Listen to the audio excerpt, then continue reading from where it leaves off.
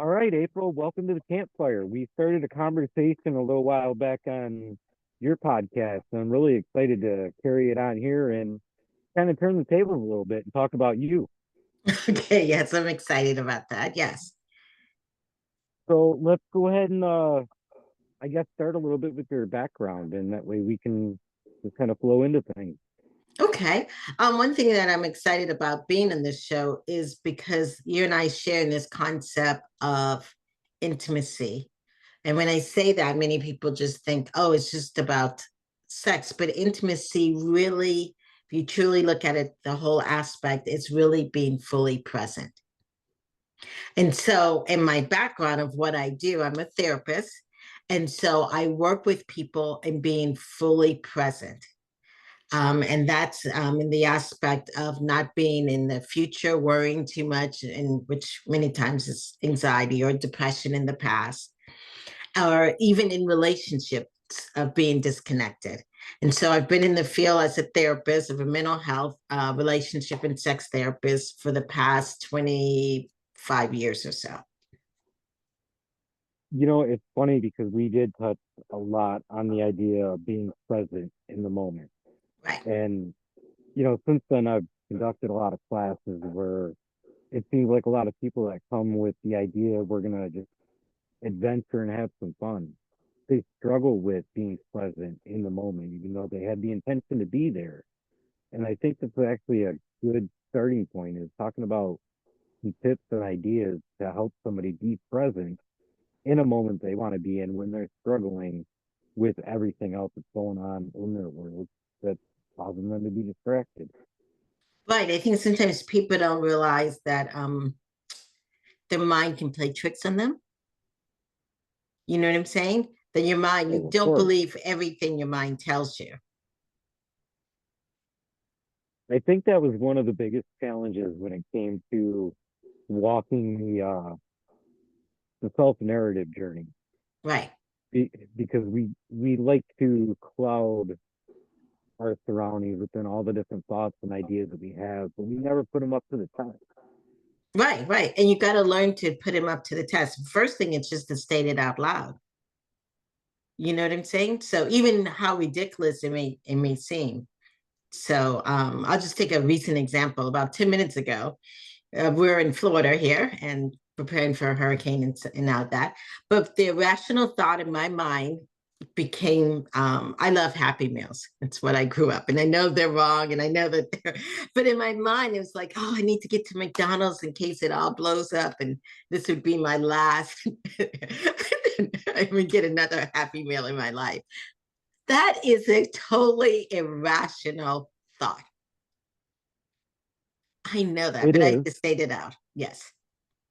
And, it's funny because I think about that a lot when I'm on the road traveling. I have this addiction to Tim Hortons coffee. Right. And once I get so far outside of Michigan, it becomes harder and harder to find. So as I get down toward the last one that I know about, I want to stop and grab like four or five of them to stock up for the rest of the trip. As crazy and stupid as that may sound, to me, that was actually one of the real initial building blocks of learning how to be present. Is I'd go through the day and at the end of the day, I'd reward myself with coffee. And these are one of those things that taught me to come into the moment. And it's also something that I work with a lot of people on is taking something that you really enjoy, a happy meal, Right. and I do. removing the end of the world concept around it, and the fact that they're Yes. always going to be there in one way or another, Yes. Yes. and just utilizing it as that little reward system. Right. Even if in my case I'm out in the middle of nowhere and there's not a Tim Hortons there, Right. there's some way to get that reward, and keeping that in mind through the day is almost like the incentive to keep you active and pursuing the idea of being present. Right. Right. Right. And exactly. I may reward myself later on tonight with that. But yeah, but then I had to really like look around and use my five senses to figure out what I need to focus on at this moment. You know what I'm saying? To bring myself back to the present moment.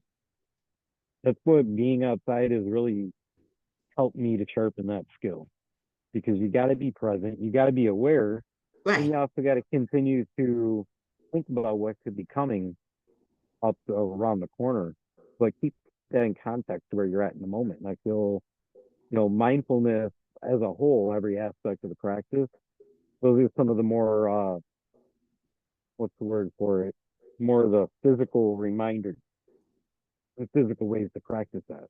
Hmm. Yeah. And like you said, the outside helps because it has the sounds, the smells. You know what I'm saying? Of course, the visual, and you can touch things. And so when you're not outside, sometimes you do need that reminder. I know I keep a lot of aromatherapy to bring myself back into my present moment, just that smell of, yeah. To me, as we're talking through this, it's almost like the idea of just finding little things to, for a lack of better way to put it, smack you in the face and bring you back into the moment. Right. And I remember those days when I'd walk around in the fog of just worrying about life and everything and being distracted and disconnected.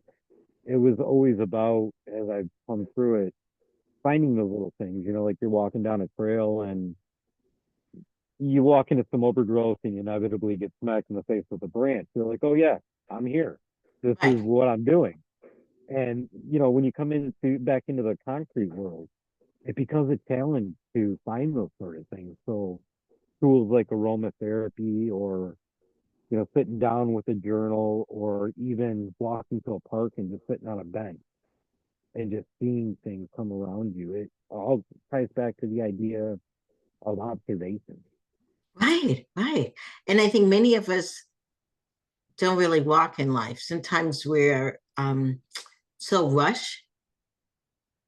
You know what I'm saying? Yeah, I was just in a prior a session where the individual, a couple, where the woman was, I would say, going 120 miles per hour in her mind, in her conversation. She's going so fast that she's not even recognizing what her husband's doing. She's getting frustrated with everything because she's going that fast. You know what I'm saying?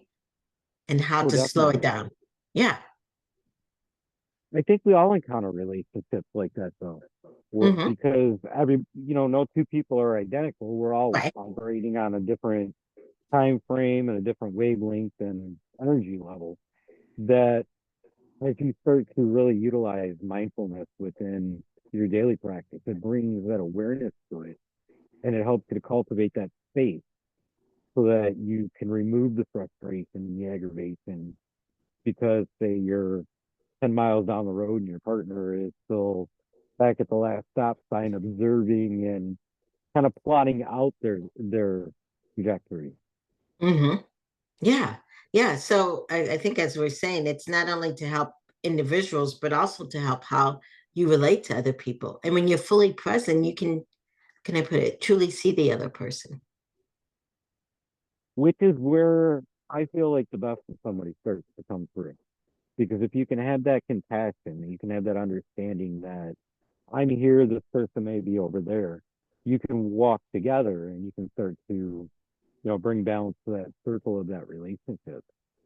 Yeah, yeah. But it's hard to sometimes find that person, but also it's hard to sometimes for people to recognize the importance of that. The recognition, though, that's the important part, Hmm. is understanding that just because we have this hope and this dream of where we're trying to go, you can't plug in just anybody. Right. You have to put in a lot of emphasis on the awareness of being in the moment, being able to evaluate how that person's energy flows with your own. Hmm. Right, right. I think many times people fall in love or people with people's expectations of what they hope that person to be. You know what I'm saying? They, yeah, or Uh-huh. their potential, which is I think okay when you're 18. But when you're 35 or 50 or 60, yeah, like you say, you've got to be fully aware. You do, and that's where it becomes difficult, it becomes scary because we all go through traumas in life, right? And Mm-hmm. we're trying to cover those things up with almost a blanket. Right. So whatever comes along and gives us a value that speaks differently toward the way we're thinking, we jump all over that. But we never consider our own value within it. Mm-hmm. We're only taking the words that somebody else gives us, and that can be a very dangerous path to walk. Mm-hmm.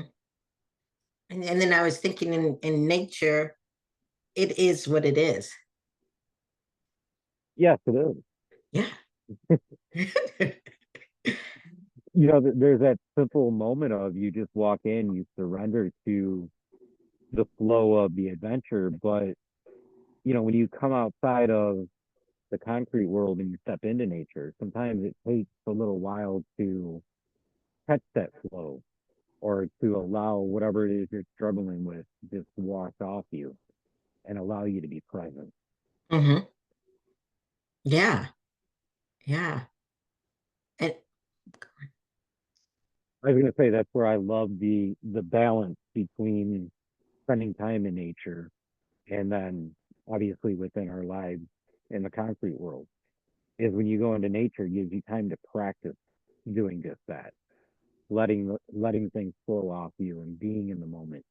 And then when you come back into your daily life, you've strengthened some muscles and some thought patterns that you're able to incorporate into the concrete world to help you actually further that vision or that dream that you're working towards. mm-hmm. And I was just thinking, in my own life when I've struggled of loss or a variety of things, I've always gone into nature where I could see myself as a pattern in that aspect. Whether I took one time I took a trip to Costa Rica by myself after a relationship ended. And it was in that trip that I really was able to gain insight because I shut everything else and it was me, nature, and I believe in God and God. And it was really just powerful just being silent. I love that metaphor. And actually, if you think about it, and this brings out the fisherman in me, spending time on the shore of a river, as you cast out, you see, not only nature at work, but you can put yourself in the position of being that river, and you can see the delicate balance that's going on, Mm-hmm. and you can also feel into and lean into whatever unhealthy or I guess toxic aspects of your life that are there, which gets represented by an invasive species that comes into the water. It comes in and starts to just eat away at the natural ecosystem. It gives you the opportunity to become aware of how those things are affecting you internally. And then, when I go back home, I sit down and I meditate, I think about how I can heal in the sense of removing those different things. And then how, what the path to improvement might end up looking like. Mm-hmm. Yeah. And when I think about water, because I read boat a lot and stuff, but I see the water goes in and out, in and out. And that reminds me that however I am right now, I'm not going to be like this forever. It's going to pass, just like water comes and flows, and yeah, and it's It's okay just to like feel. oh, absolutely. It's like how we all use the breath as our Right, representation of one moment to the next. The river does the exact same thing. You see the water move back and forth, and you realize that what you're struggling with right now isn't going to last forever. right. It's a moment to give you an opportunity to exercise some of these skills, to improve yourself. And then the really unique thing about it is it was Heracles that said, you never step in the same river twice. Mm-hmm. You can go back to that same beautiful spot, that same wonderful fishing hole or, relaxation on the beach, whatever, but it's always different. Yeah. And that's a part of life that when you're disconnected from, you don't truly appreciate. that as you return to places in the concrete world, they're always different. There's always something new. Right. And then with nature, another thing that people have to realize that nothing is perfect. No tree is perfectly, even everything in nature, nothing is perfect.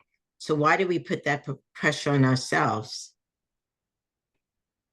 to try to I be, think yeah, I think it's like a double-edged sword because we're taught in life that growing up, we have to reach these goals in order to look perfect. right. However, 99% of that journey is also walked with the other thing we're taught, and that's distraction. So that way we don't feel we just kind of push ourselves there. Hmm. Right. Right. But how, with distractions and the different things that we mishap and learn, that is beautiful art. That is beauty in nature.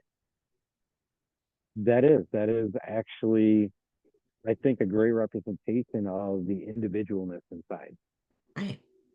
because our sense of distractions are not identical. You know, Hmm. they're unique to us, and how we incorporate those has extra opportunities to learn or further the mission. That's something that is within the beauty of creation. Right. Yeah. But we sometimes don't see it. Well, I think honestly, a lot of the time, getting caught up in the chasing the results of life or the shiny things in life, you don't allow yourself time to actually stop and see it. Right. And that moment, once that moment is past, that moment is gone. That's something I feel the distractions cover up for a lot of people is the reality within that, because that can be a difficult and challenging thing to truly understand and come to terms with because a lot of us feel like we chase the spot in life. And then once we get there, it's our job to hold on to every little piece around it. And it robs us of so much beauty within that moment.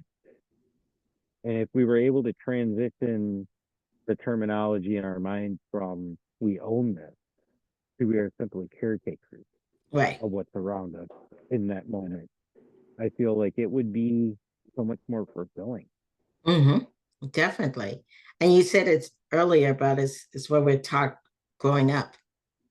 You know what I'm saying? And I really do wish that we were taught teach our young, even as young as 5 or 4, about these concepts. Kind of like a lot of these concepts, they're kind of like I don't know, almost hung like a carrot. They're- But we don't get the full on opportunity to truly and understand the thing. Right. Yeah. Yeah. That's why it's important to if you're struggling and being fully mindful and stuff, it is important to sometimes to go back into understanding how you were taught in childhood and how things are so you can gain the skills of what we're talking about now. And if you have children, it's good to start teaching them now so they don't have the burdens that we pass on from one generation to the next generation. You know, there's a quote that I live by, and it's to treat the land in the world not as if we own it, but more so as if we're borrowing it from the next Mm, generation. yeah. And I apply that in the way that I interact with, you know, my son and the things that I teach him and the way that I kind of lead him along the way. And one of the most important things is when he goes out on the trail with me, is we'll head out so far and then we'll turn around or we'll stop and kind of look back. And I always ask him, you know where you came from along this trail? And he'll kind of think about it for a minute and then he'll go, yeah, I can just follow the trail back to the truck, no big deal. But then as we're walking and I'm explaining why I'm asking these sort of questions to him along the way, it always resonates with them. And I put a seed to think about where you came from. You mentioned these skills that we're trying to hone and utilize. Well, the beautiful thing about them is that they're all within us. Right. And to hone them and to sharpen them comes from looking back on where we've been and how we can improve ourselves based off of what we did, trying to negotiate that moment with in real time with the skill set that we had then. Mm-hmm. Yeah. Yeah. Well, I love those walks you have with your son. Yeah, that's powerful. It's a strengthening mechanism for sure. When I'm doing this in a classroom setting or, on a group hike, I think at that point, as we start talking about that, that's usually where I pull out the sharpening stone to start sharpening my knife and talking about how, within us, there's definitely the things that we've been taught, but there's also things that we see in the world around us. And by sharpening all those things we've been taught, we're able to utilize everything in the environment around us to help us Mhm. go forward, to help us heal, and help us improve our journey. Right, right. Because like you said, we're born with it. Most definitely. Yeah, yeah, yeah. I mean, be honest with you, we're born with curiosity, to be fully aware, to be curious. However, it's how the people around us react that causes us to uh, go within or to stop being curious or, you know, It's almost like as if we grow up, we're taught to shun that, to, right. to turn the volume down on that. But then we get to moments in life where we get hung up Mm-hmm. and we're stuck. We don't know what to do. If you look back on the trail and you think about like creation stories, we all have one, right? Right. We all were born. Finally, we sat down, we learned how to crawl, and we learned how to stand up and walk. And that was all based on that childlike curiosity. We had to figure it out no matter how many times we fell. And we still have that ability now. Right. Right. I mean, I bring that because I do a lot of couples work, and I one of the things I'm trying to teach couples is how to just play together. It's not about these specific goals and this and that, but just because when you play, you're truly fully present. I don't know if you remember when you were playing when you were little, whether it's the trucks or I did with dolls or tag or um, jump rope. I was fully present. Present, and I also want to add on that learning. Oh yes, and learning. Yes, We definitely learn through play. yes. Mm-hmm. And that's something that a lot of us, when we're caught up in the concrete world, we forget about. Right. It's okay to take time for ourselves. It's okay to take time with our partner and just engage in an activity. Mm-hmm. Right. And we can learn from a lot of things and from our children. Yeah. And it's good to take in new information. Don't ever think you know everything because that's when you get really stuck. I think that that's one of those positions where it's actually very important to point out sometimes it's okay to, for a lack of a better way to put it, be the fool, to Yeah. be the one in the room that doesn't know something, because then you've got no other option but to admit that it's okay to learn. Mm-hmm. And Epictetus wrote a lot about that in his writings that, if you want to progress in life, that's the way to do it. Right. And you look at the Socrates model of theory. The more you question things, the more it opens an opportunity for you to learn. Mm-hmm. And I think it's important how you question things. Because you can question things and be very defensive, or argumentative. But going back to this word of curiosity, it's my favorite word, one of my favorite, next to empathy, of course. Empathy is probably more. But yeah, if you do it with being empathetic, being curious, that's where connection happens, even for yourself and for other people. Yeah. And I think, actually, that's one of the most important things that we're kind of bouncing around in the conversation is the fact that you don't have to do it all alone. This Right. isn't a solo mission. Spider medicine actually teaches that based off of just looking at the web of a spider. Mm-hmm. They utilize the web in order to catch their food, but they make that one thread at a time. Right. And the more that they come together, the stronger that spider's life becomes because it has more opportunity to catch food. And that's where mindfulness and relationships and connection all come in together is it benefits us. It makes us stronger at our core in order to deliver the most authentic version of ourselves.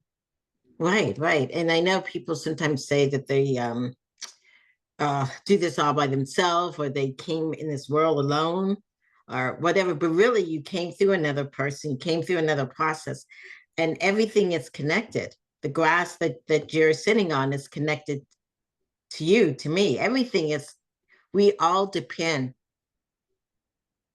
on each other and even on nature, on animals, on everything. Yeah. So it's showing honor and respect.